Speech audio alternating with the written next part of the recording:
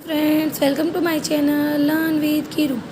आज हम पढ़ेंगे स्ट्रेटजीज इन स्ट्रेटेजिक मैनेजमेंट। मतलब अलग अलग पार्टिसिपेंट्स कौन से हैं जो हमारे स्ट्रेटेजिक मैनेजमेंट में इम्पोर्टेंट रोल प्ले करते हैं। तो हम उन पार्टिसिपेंट्स का नाम पढ़ेंगे और पढ़ेंगे कि ये अलग अलग क्या क्या इम्पोर्टेंट रोल प्ले करते हैं हमारे स्ट्रेटेजिक मैनेजमेंट में। हमें पता है कि ऑर्गेनाइजेशन बिजनेस से रिलेटेड हो सकती है, नॉन बिजनेस में। मतलब एक ऑर्गेनाइजेशन प्रॉफिट मोटिव से भी काम कर सकते हैं और एक नॉन प्रॉफिट मोटिव से भी। तो हम यहाँ पे समझेंगे कि कौन कौन से लोग हैं जो इसमें इंपॉर्टेंट रोल प्ले करते हैं। तो यहाँ पे दे रखा है board of director, chief executive, corporate planning staff, other manager और कंसल्टेंट। ये हैं जो हमारे स्ट्रेटेजिक मैनेजमेंट में इम्पोर्टेंट रोल प्ले करते हैं। ठीक है। और इनके रोल है ना, मतलब अलग अलग पार्टिसिपेंट्स के अलग अलग रोल होते हैं किसी भी ऑर्गेनाइजेशन में, उसके नेचर के अकॉर्डिंग, उसके साइज़ के अकॉर्डिंग। तो अब हम इनको डिटेल्स में पढ़ेंगे। जैसे इसने हमें सबसे पहले दे रखा है role of board of director की। बोर्ड ऑफ डायरेक्टर का क्या रोल होता है?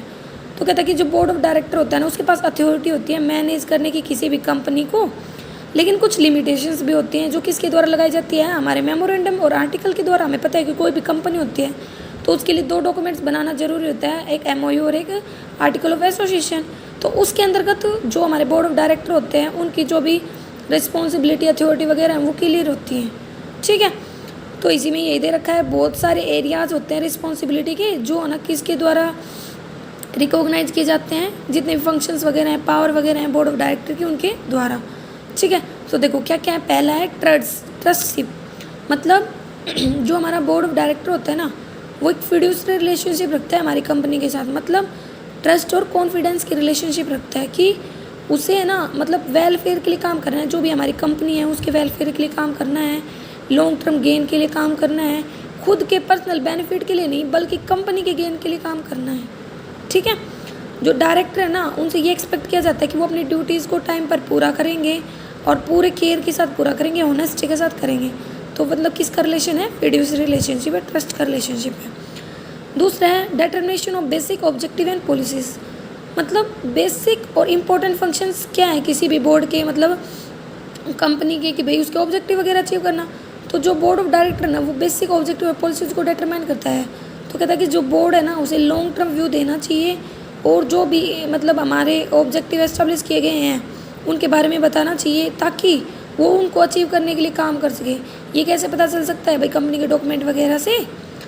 और बोर्ड को ना डे टू डे प्रॉब्लम है वो मतलब किसको देनी चाहिए? चीफ एग्जीक्यूटिव को, मतलब जो हमारा CEO वगैरह होता है। ठीक है। फिर बात आती है selection of top executive and determination of organisational structure.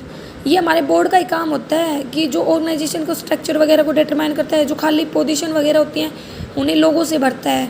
वो जो चीफ एग्जीक्यूटिव होता है या अदर लेवल ऑफ मैनेजर्स होते हैं उनको अपॉइंट करता है। एक टाइप से कहें तो वो सिलेक्शन करता है चीफ एग्जीक्यूटिव का, किसके बेस पर?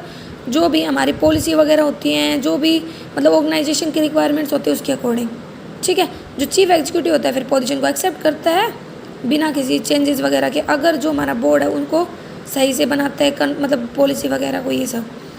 Approval of financial matter. मतलब जो भी हमारे फाइनेंशियल डिसीजन वगैरह हैं उनको अप्रूव करता है। जो बोर्ड है ना, वो अप्रूव करता है फाइनेंशियल मैटर्स को, किससे रिलेटेड? बजट वगैरह से रिलेटेड, उनको डिस्ट्रीब्यूट करने से रिलेटेड। मतलब एक कंपनी है, उसने कितनी इनकम कमाई है, उस इनकम को कितनी डिस्ट्रीब्यूट करेगी डिविडेंड के रूप में, कितनी इंटरेस्ट के रूप में, कितना खुद के पास रखेगी, वो सब डिसीजन लेता है। ठीक है। जो कॉर्पोरेट बजट होता है ना, उससे रिलेटेड डिसीजंस बहुत ज़्यादा इंपॉर्टेंट होते हैं और बोर्ड क्या करके चलता है? मेंटेन करता है कंट्रोल, मैनेजमेंट ऑफ कंपनी के ऊपर। ठीक है।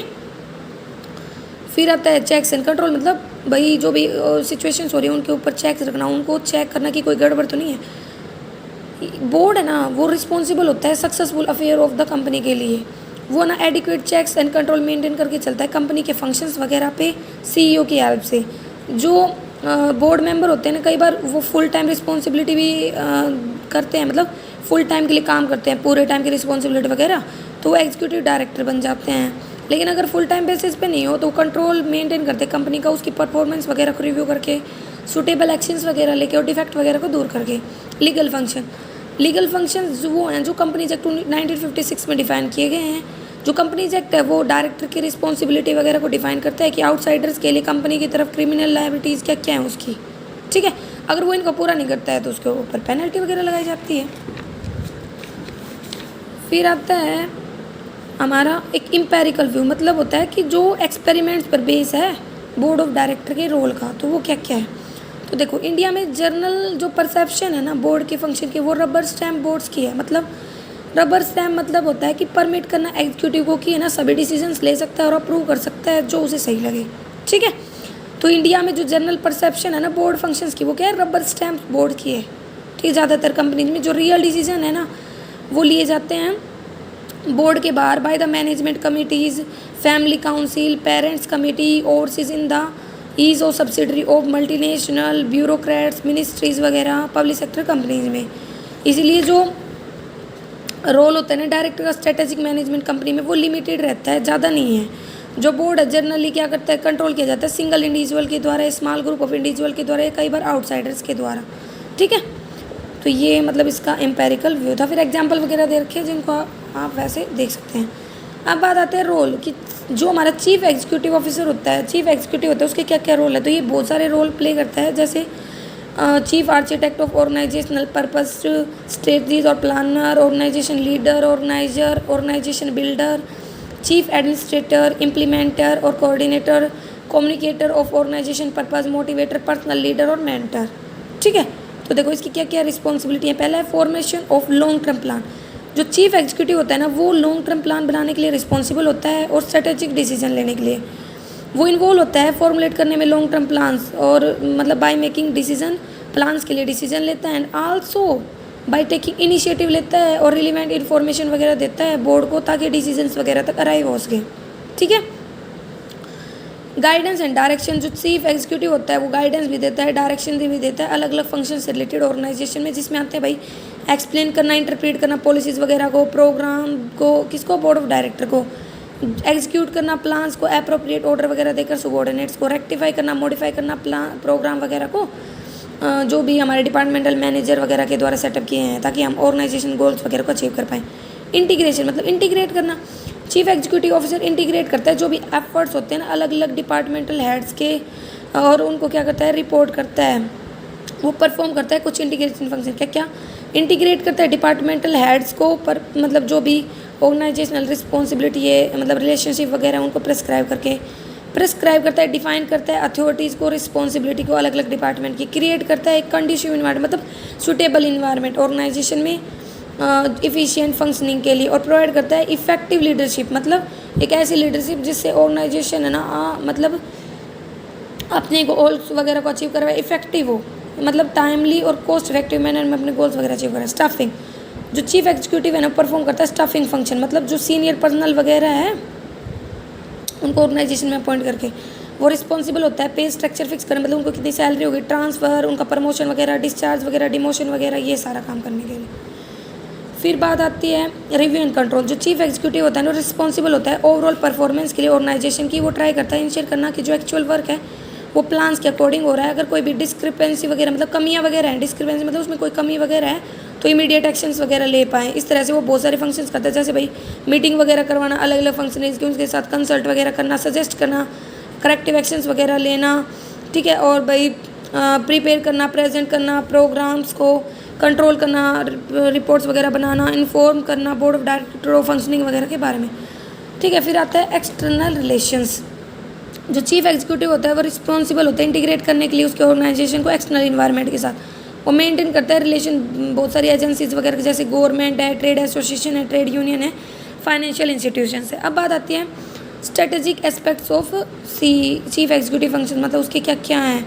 तो जो चीफ एग्जीक्यूटिव है ना वो ज़रूरी होता है परफॉर्म करने के लिए general management functions rather than looking after the functional aspects of organisation मतलब जो फंक्शनल एस्पेक्ट्स है ऑर्गेनाइजेशन उसको देखने के अलावा भी बहुत सारे जनरल मैनेजमेंट फंक्शन करने के लिए उसको अपॉइंट किया जाता है। जो टोटल जनरल मैनेजमेंट फंक्शन है ऑर्गेनाइजेशन में उनको दो पार्ट्स में बांटा गया है, स्ट्रेटेजिक और नॉन स्ट्रेटेजिक, ठीक है।